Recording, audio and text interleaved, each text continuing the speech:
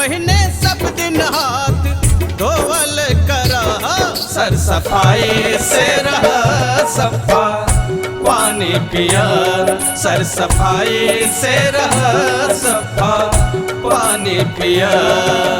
खाई से पहने सब दिन हाथ धोवल करा, खाई से पहने सब दिन हाथ धोवल करा, सर सफाई से रहा सफा पानी पिया, सर सफाई से रहा सफा पानी पिया।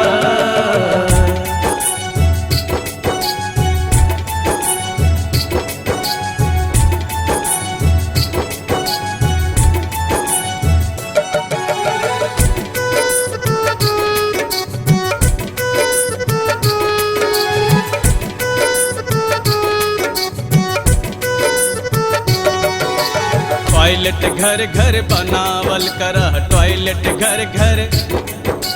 टॉयलेट घर घर बनावल कर, घर के इज्जत झांपल कर, घर के इज्जत झांपल कर, नहीं कर कोनो आलस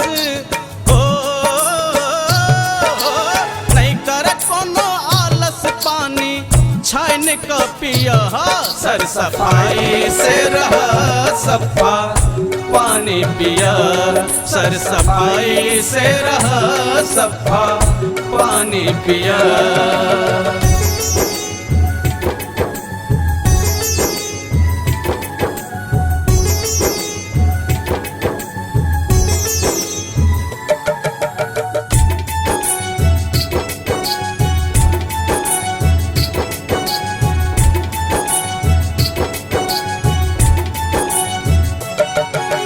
गंदा से फैले है बीमारी, गंदा से फैले, गंदा से फैले है बीमारी, चाहे मधेसी चाहे पहाड़ी, चाहे मधेसी चाहे पहाड़ी, गंदा सबके दुश्मन है ओ, गंदा सबके दुश्मन, रोड बहारल कर, सर सफाई से रहा सफा पानी पिया, सर सफाई से रहा सफा पानी पिया।